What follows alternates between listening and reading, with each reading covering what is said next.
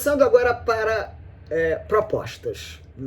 O que o nosso exercício futuro de advocacia pública nos reserva? Eu tenho 3 propostas a fazer, que são temas que já me ocupam há algum tempo, que creio que devem estar na pauta de prioridade para a advocacia pública em breve espaço de tempo. Primeiro deles, né, que combate o mito da centralidade do processo, é a gente envolve a nossa incorporação de uma lógica de gestão estratégica de acervo.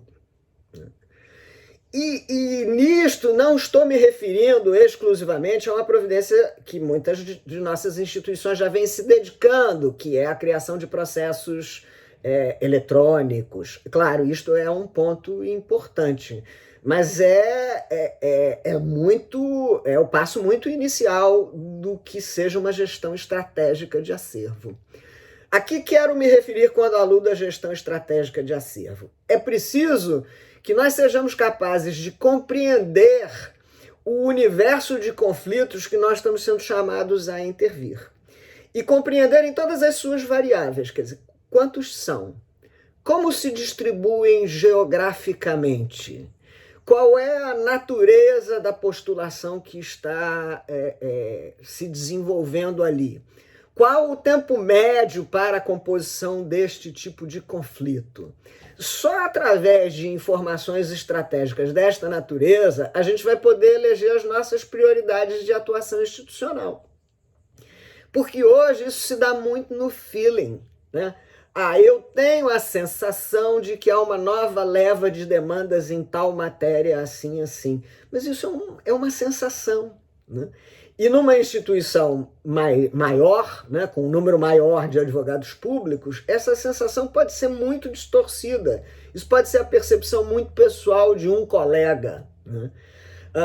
E nós não teremos como desenvolver em seu pleno potencial a nossa função de aprimoramento da ação administrativa se a gente não for capaz de utilizar o processo como manifestação de onde a ação administrativa está mal. Não está acontecendo de maneira equivocada, está gerando alto grau de insatisfação. Então eu acho que o primeiro passo para a gente superar a lógica equivocada da centralidade do processo é a gestão estratégica de acervo. Isso vai exigir uma mudança muito grande, né? Porque não posso afirmar por outras instituições. Mas na minha, por exemplo, quando você chega e diz, olha, o procurador do feito, né, o advogado público do feito, tem que informar este ou aqueles elementos no sistema eletrônico. E isso é um problema. Ai, meu Deus, mas eu tenho os prazos, eu tenho isso, eu tenho aquilo, tenho que ficar informando. Porque se não informar, não haverá gestão estratégica de acervo, né? Há um conjunto de dados relacionados ao perfil da demanda que só o advogado público poderá informar. Então nós vamos precisar, primeiro, sensibilizar a instituição para a importância disto, para que depois a gente possa ver os benefícios disto no aprimoramento da atuação da administração. Porque esse sim é o nosso papel principal. Nosso papel principal não é o processo, né? Nós seremos bem-sucedidos como instituição, não quando a gente bater não sei quantos milhares de processos, mas quando a gente não tiver processo, ou tiver um número muito residual de processos. Aí sim, nós somos uma instituição de sucesso, porque a gente conseguiu contribuir para o aprimoramento da função da administração. Segunda agenda que eu queria propor, né, dizia eu que um dos mitos é o mito da centralidade do direito. E aí você tem algumas coisas que já começam a caminhar na superação desse mito. Apontei aí o tema da análise econômica do direito, né? Análise econômica do direito, muito controvertida, mas matéria que veio à luz com as discussões sobre infraestrutura e tal, já é o direito conversando com a economia, né? Seja você favorável ou contrário, mas ela manifesta isto. Agora, o grande desafio que está na nossa frente, que a gente está escapando, é o desafio do direito em inteligência artificial, né? E aí nós estamos resistindo bravamente, né, por conta daquela velha resistência do advogado a um livro que eu gosto muito, chama-se o Fuzzy e o Tech, né, sobre esta esta aresta entre nós das ciências humanas, né, e aquilo que seja da área eminentemente técnica, dura, exata. Né? Mas este é o momento em que nós não vamos mais poder resistir a isto, porque isso está aí, né? E não está aí porque Vitor faz seleção de faz juízo de admissibilidade no Supremo Tribunal Federal, não. Vitor é o mecanismo de inteligência artificial do Supremo Tribunal Federal. Está aí porque inteligência artificial está decidindo sobre a alocação de benefícios públicos. Inteligência artificial está dizendo quais são os créditos públicos que ainda são suscetíveis de recuperação. Inteligência artificial está pondo em risco a autonomia da vontade. Inteligência artificial pode tomar decisões sem o devido dever de justificação. E nós não podemos ficar à látere disso.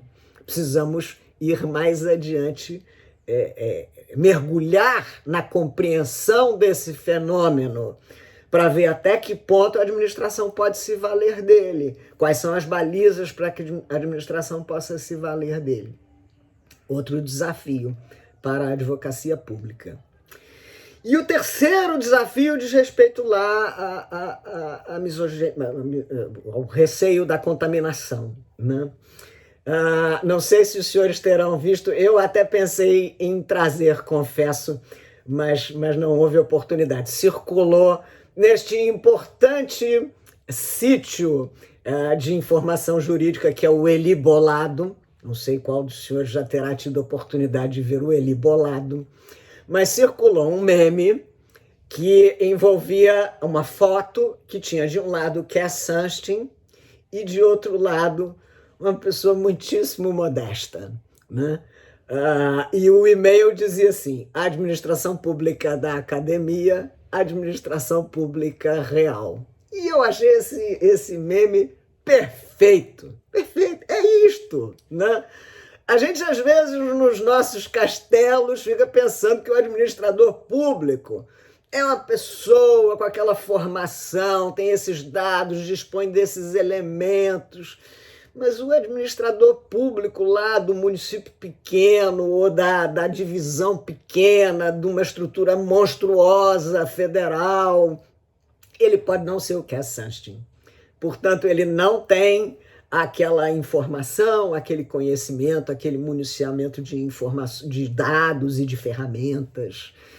E aí ele não pode funcionar. Não pode funcionar. Ou ao menos não da maneira que a gente acha que deve funcionar. Para superar esta diferença, nós vamos ter que intensificar o diálogo. Não haverá outra alternativa.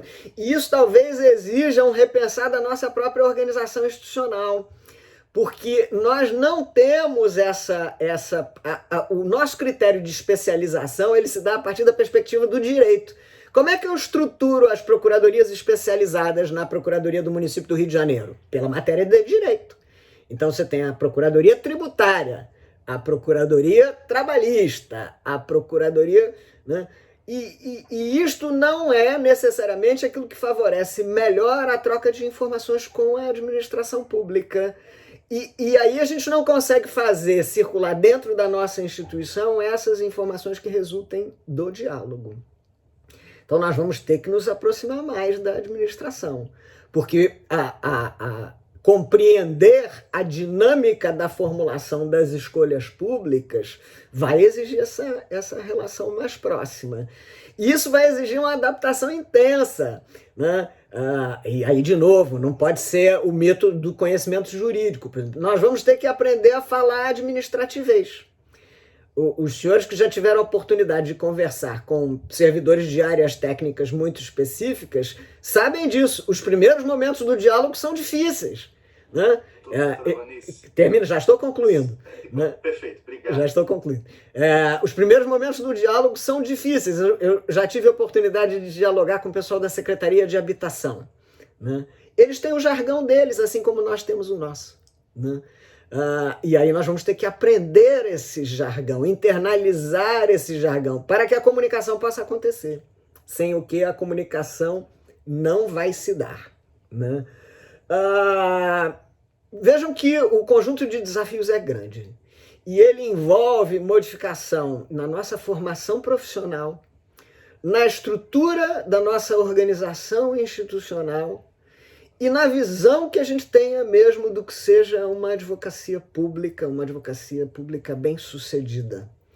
É claro que todos nós comungamos da ideia de que a advocacia pública bem-sucedida é aquela que defende o interesse público. Mas o que traduz o bom exercício deste ideal? Né? Em que momento nós poderemos dizer aqui estamos atuando bem na defesa dessa nossa missão principal?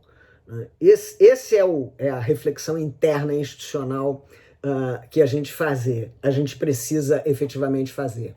E aí, para concluir, né, deixo os senhores com uma palavra de estímulo da J.K. Rowling, que é a autora dos livros do Harry Potter. Né? Vejam que as minhas fontes são diversificadas, né?